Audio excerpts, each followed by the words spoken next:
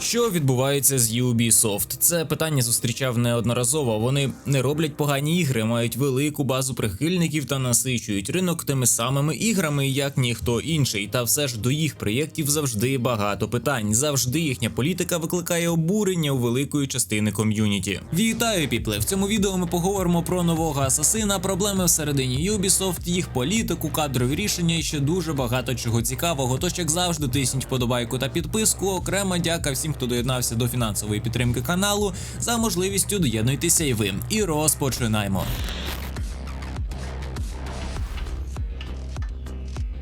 Що сталося із серією Assassin's Creed? З наболівшого. Проблеми Ubisoft із серії Assassin's Creed почалися ще з релізу Unity, якщо мене не підводить пам'ять. Хоча період стагнації Ubisoft у своїх проєктах для кожного свій, саме на час виходу Unity це почало проявлятися в масі. Гра була випущена з великою кількістю багів і новою системою донатів, що викликало перші підозри до майбутнього ставлення компанії. Незважаючи на те, що згодом Unity пофіксили апдейтами, які виправили багато помилок, репутаційні втрати вже були нанесені, адже такі були не лише через технічний стан гри. Саме після Unity Ubisoft запустила конвейерний процес випуску нових частин серії щороку, а це призвело до того, що ігри не пропонували нічого принципово нового, і фанати просто почали втрачати інтерес. Навіть не так, ігри були кардинально різні сеттингами, і спершу це складало враження, мені самому це подобалося. Але враховуючи масштаби, навіть такий гігант, як Юбі, не зміг витягнути якість цих проєктів, даючись до копіпасту самих себе. Це цікавий хід, але водночас нонсенс випускати абсолютно різні світи, які граються практично ідентично. Assassin's Creed Origins. У 2017 році Ubisoft випускає Assassin's Creed Origins, яка запропонувала нову концепцію, зосереджену на RPG-елементах. Я грав в Origins і мені подобалося.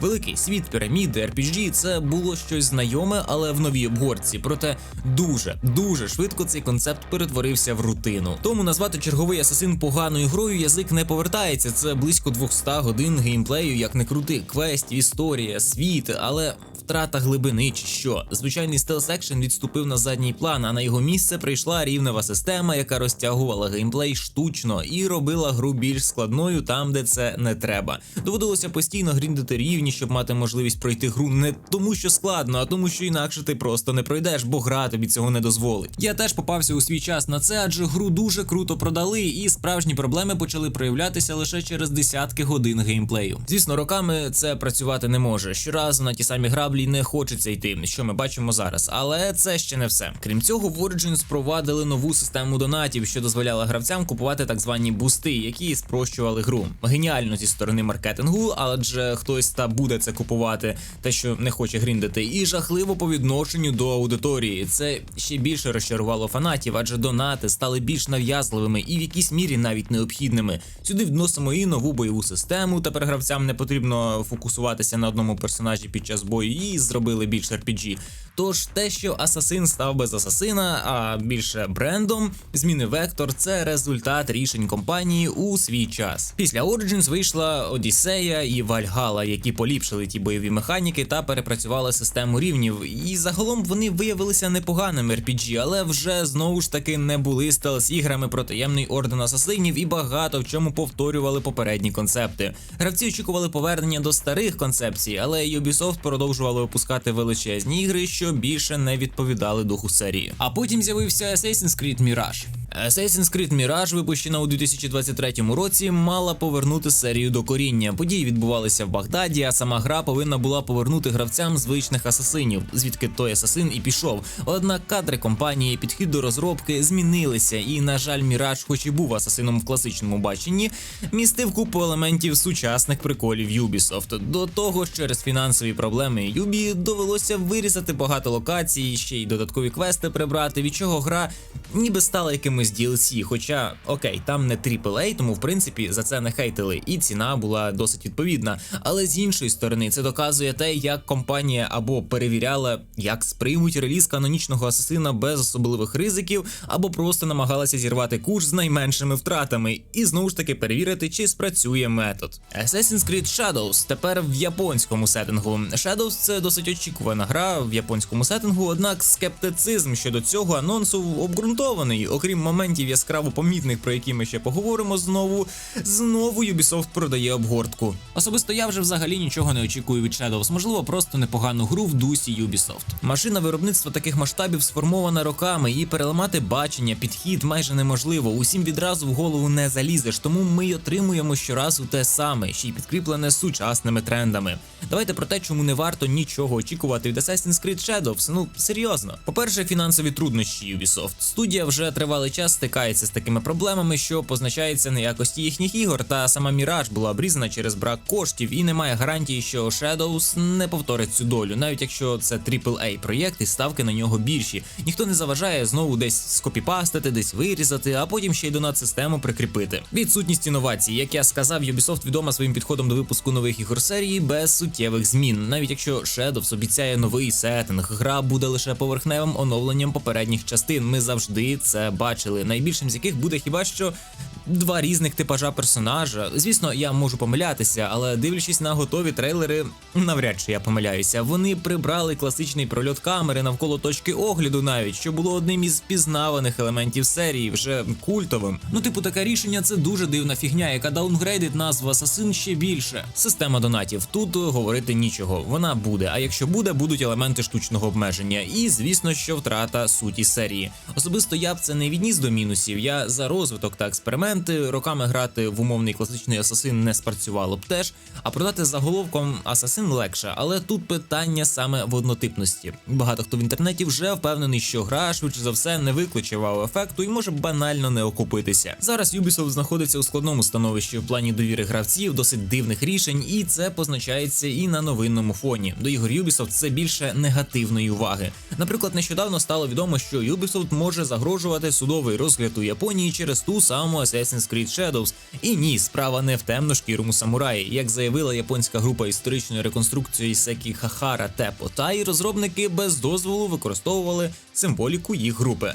Невідомо, чи будуть реконструктори подавати до суду на Ubisoft, але раніше вже неодноразово скаржилися на історичну невідповідність Assassin's Creed Shadows з реальністю нібито, а також на те, що головним героєм нової гри став темношкірий персонаж. Тепер це, розумієте, Ubisoft ніби влізли в хвилю, з якої складно звернути. І саме цікаве, що частково це й обґрунтовано, адже це прямий результат їх дій. The Crew. Компанія без попередження відібрала гру у понад 10 мільйонів людей, залишивши у бібліотеці аккаунту лише повідомлення: у вас більше немає доступу до цієї гри, тож чому б не зазирнути в магазин, щоб продовжити свої пригоди. Це настільки трендець, що казати, ніби це погіршило репутацію Ubisoft, не казати нічого. Через усі ці проблеми нові трейлери Assassin's Creed Shadows чи той ж Star Wars Outlaws ще до релізу отримують дизлайки та негативні відгуки, адже це стає клятим мейнстримом компанії, яка, на жаль, ситуації лише погіршує з кожним релізом, бо, повторюся, ігри в них дорогі та досить якісні, і при правильному підході цього б хейту не було.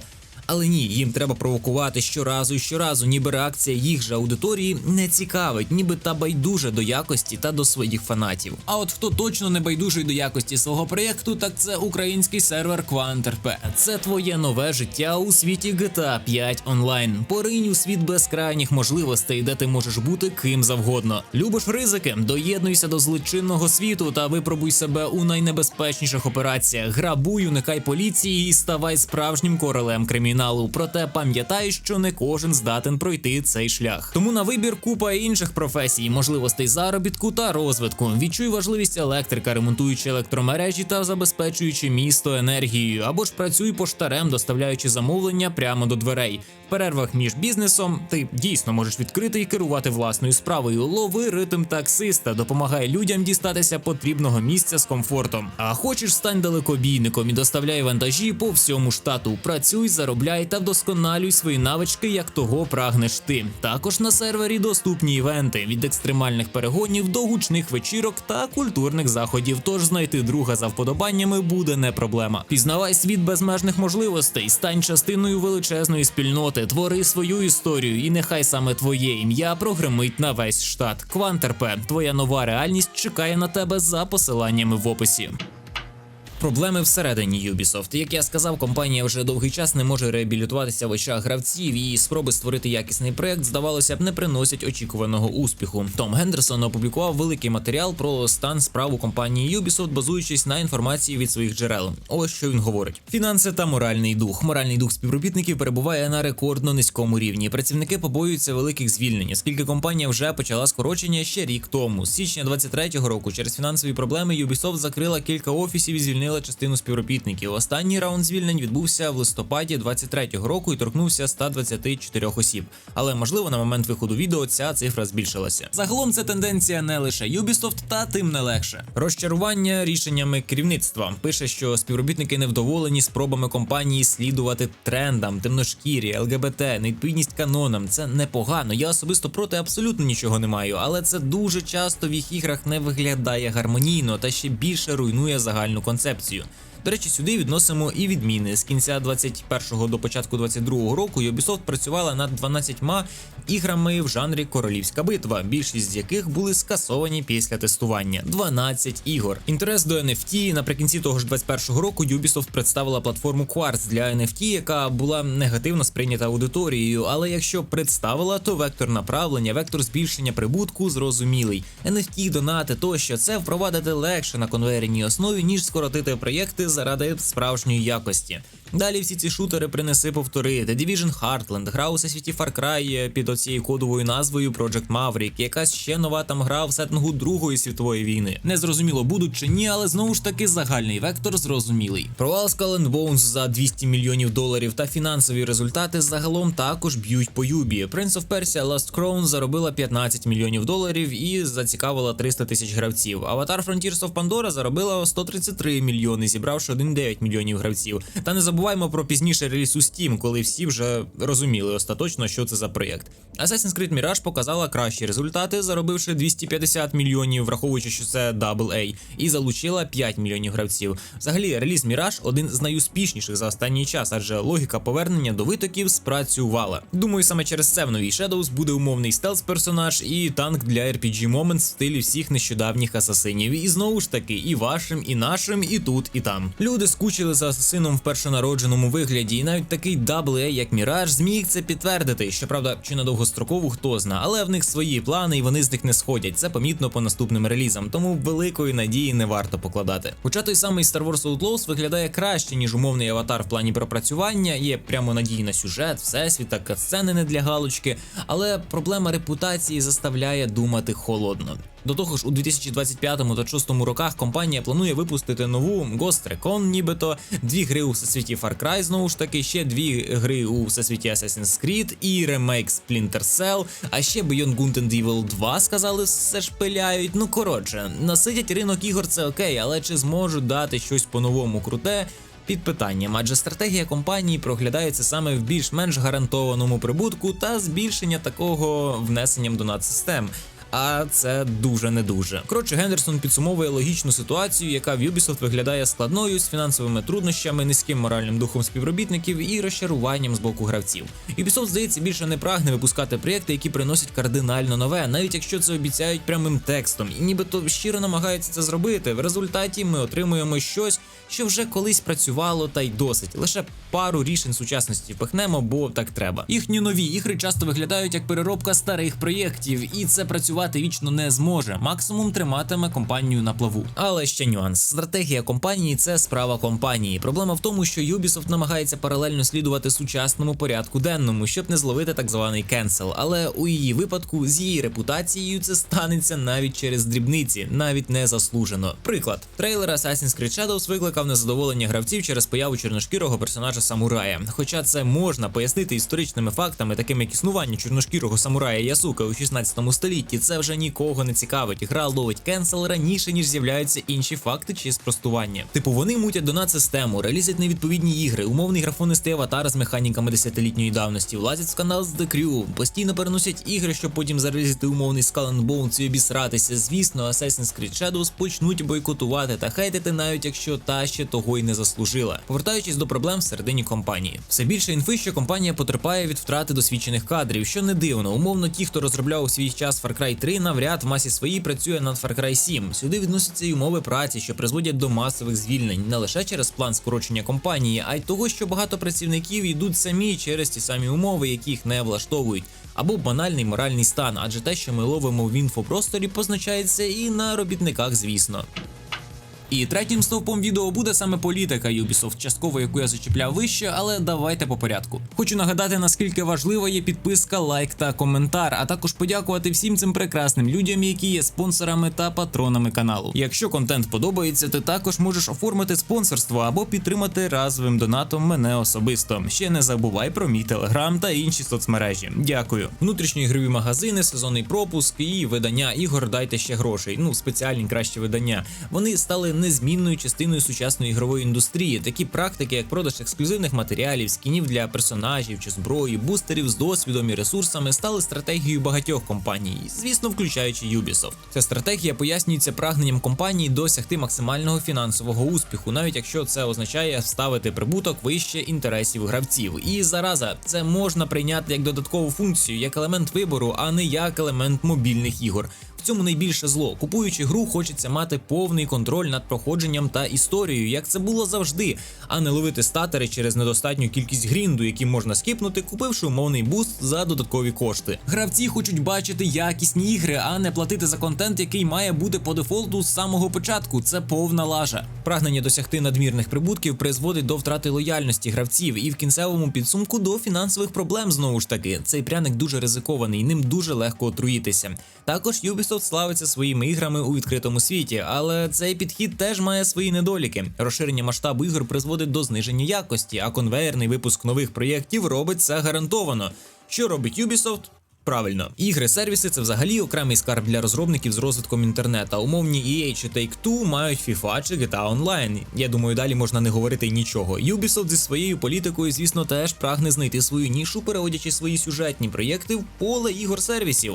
Проблема в тому, що такі ігри повністю контролюються видавцями. Ми просто зникаємо з поля гри як юзери, вимушені сідати на те, що нам пропонують. І окремим пунктом віднесу ігри, які нікому не потрібні. Так, це ті ігри, які релізяться незрозуміло коли, кому і для чого. З останніх я грав у Skull and Bones і просто не розумів, кому вона зараз треба. І в досить непогану X-Defiant, але яка теж не зрозуміло для кого. Для кого наразі ці проєкти? Tom Clancy's Rainbow Six Extraction, Riders Republic, X-Defiant, The Crew, Tom Clancy's Ghost Recon Frontline. На них витрачається ресурс, але якимсь методом тику. Компанія перестала намагатися створювати хороші ігри і замість цього випускає проєкти з готових асетів. Наприклад, той самий Rainbow Six Siege Extraction фактично є додатковим режимом до Six Siege, але продається як окрема гра. ЛГБТ порядку денного в іграх. Впровадження тем ЛГБТ і подібного в ігри стало звичайною практикою для багатьох компаній теж, включаючи Ubisoft, і про це я хотів би поговорити окремо. Я не бачу в цьому нічого поганого, повторюся. На мою думку, світ рівний, і це взагалі ролі не грає. І я точно вважаю так не один, але тут теж є але. Гравці зазвичай не мають проблем з цим, якщо персонажі добре прописані, а сюжет логічний. Проте часто це в прямому сенсі слова повістка, вводиться для виконання квот, бо ніби так треба зараз робити. Тому ми отримуємо різних небінарних головних героїв, толерантних варварів тощо. Це чомусь тема, яка викликає лютий резонанс, але мені здається вже час прийти до того, що всі рівні, і те, що в черговій грі в сеттингу Японії не буде ЛГБТ-представника, чи буде, це не кенсел, це просто тому, що в цій сюжетній лінії його немає, або він є. Сучасність зробила це обов'язковою галочкою, яка грає злий жарт, ніби з крайнощі в крайнощі. Компанії, не лише Ubisoft, мені здається, повинні зосередитися на створенні якісних персонажів, а не виконанні квот. Підбиваючи підсумок цього досить негативного відео, Ubisoft опинилася в серйозній кризі вже досить давно, враховуючи колосальну популярність у свій час. Рішення та підхід компанії, які змінювалися роками, призвели до того, що потрібно знову міняти свій підхід до розробки ігор, підвищувати умови праці та повертати довіру гравців. Без цих змін майбутні проєкти, такі як той самий Assassin's Creed Shadows, можуть вкотре не виправдати очікувань і поглибити цю кризу. Звісно, я не експерт, щоб радити, як варто було б робити в сучасних реаліях, я просто розібрав ситуацію, як бачить її пересічний геймер. І я не в захваті від цього, бо компанія має великі ресурси та можливості на створення дійсно крутих проєктів. але її підхід до створення таких бажає кращого, що дуже прикро. Трушності, як би то дивно не звучало, унікальності в їх іграх немає давно. Як вони це виправлятимуть, і більше чи захоче це робити керівництво студії, я не знаю. Майбутні релізи завжди можуть визначити подальшу долю компанії, але наразі очікування від них залишаються стриманими вкотре. На цьому у мене все. Пишіть власні думки в коментарях. За можливістю підтримайте канал спонсорством на Патреоні або разовим донатом. Також переходьте до мого телеграм-каналу. Всі посилання в описі. Дякую, бережіть себе і побачимось.